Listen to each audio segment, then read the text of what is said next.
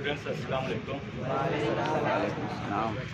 9 नवंबर हमारी एक ऐसी तारीख का हिस्सा है, ऐसे में अल्लाह पाक आपके लिए किसी को रहमत बना के भेजता है और वो आपके लिए कुछ सोचना शुरू करता है। ये बिल्कुल ऐसे ही एक आम सा आदमी जहाँ हमारे बारे में सोचे कि जी इनकी हालत गैर को बेहतर बनाना है तो इसके लिए कुछ किया जाए। उनकी बात का असर किसने लेना है, कौन उनका साथ देगा, ये बहुत ही मुश्किल काम है। लेकिन अल्लाह ताला कुछ लोगों को ऐसी नेमत से नवाजता है कि उनकी आवाज़ में, उनके अल्फाजों में असर रखता है और लोग उनको सुनना पसंद करते हैं। यही वो एक नेमत थी जो अल्लामा मोहम्मद इकबाल को अल्लाह ताला ने अता फरमाई थी और उनकी वो बसीरत जो लोगों के लिए जागी, क्योंकि वो सिर्फ शायर नहीं थे, वो एक सियासतदान भी थे। वो लोगों की हालात को जानते थे, देखते थे, कॉन्फ्रेंसेस में जाते थे।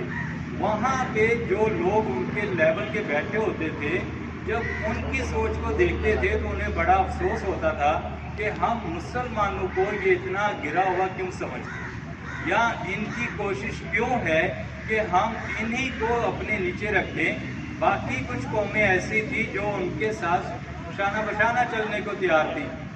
लेकिन सिर्फ एक चीज़ आती है मुसलमान और गैर मुस्लिम में, कि जो अल्लाह के अहकामात हैं, जो उनकी बताई हुई हदूद है, उनको क्रॉस नहीं करना। उन अहकामात के मुताबिक ज़िंदगी गुजारना, यही मुसलमान का शेवा रहा है और होता है। अब अगर आप इस चीज़ को भी दबाना शुरू कर दें तो फिर मुसलमान तो मुसलमान ना रहा, वैसे ही हो गए, हम भी हिंदू हो जाते, वैसे ही हो जाते जैसे अंग्रेज़ थे। शराब क्या हम पीते हैं, हलाल है? नहीं। क्या हम ऐसे जानवरों का गोश्त खाते हैं जिनके लिए मना किया गया? नहीं, बिल्कुल नहीं। क्या हम इस पे कॉम्प्रोमाइज़ कर लेते कि जी उनकी बराबरी में आने के लिए हम वो सारे काम करने के लिए तैयार हैं जिससे हमारे मज़हब ने मना कर। हजूर सल्लल्लाहु अलैहि वसल्लम की तालीमात को हम पीछे कर देते, सिर्फ अपनी ज़िंदगी को बेहतर बनाने के लिए उनकी हाँ में हाँ मिला लेते? नहीं, कभी भी नहीं। न ऐसा कभी तारीख में हुआ और ना ही होगा। तो उन्होंने फिर मुसलमानों को बेदार करना शुरू किया, उनमें वो जज्बा, वो चीज़ें बताना शुरू की जो एक आज़ाद कौम के लिए ज़रूरी है। अल्लामा मोहम्मद इकबाल, हम सिर्फ उनको जानते हैं कि वो एक शायर मशरिक, वो फक्र पाकिस्तान और बहुत बड़े एक शायर जो एशिया के माने जाते हैं।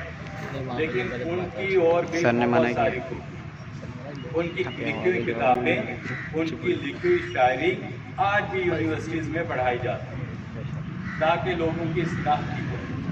शायरी के ज़रिए इस्लाह करना बहुत मुश्किल होता है और आप उनके शेर पढ़ते रहते हैं। लब पे आती है दुआ बन के तमन्ना में, ज़िंदगी और शम्मा की सूरत खुदाया।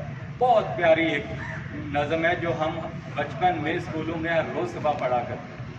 हमारी इस नस्ल ने उनके जो पैगाम थे उनको फरामोश करना। ज़रूरत इस बात की है कि हम आज उनके पैगाम को दोबारा ज़िंदा करें और उनकी दी हुई तालीमात को दोबारा उजागर करके अल्लाह ताला हमें ये तौफीक अता फरमाए कि हम एक आज़ाद कौम होने की हैसियत से वो सारे काम करें जो एक आज़ाद। उनकी शायरी, उनके फरमान, उनकी तकरीरें सब हम बार बार दोहराते हैं, लेकिन हम खुद उन पर अमल नहीं करते। तो उनका पैगाम जो दिया हुआ है उस पर अमल ज़रूरी है। उम्मीद है कि आप भी उनकी शायरी को पढ़ें, अल्लामा मोहम्मद इकबाल की, और उनको सीखें कि वो क्या कहना चाहते हैं। बहुत बहुत शुक्रिया।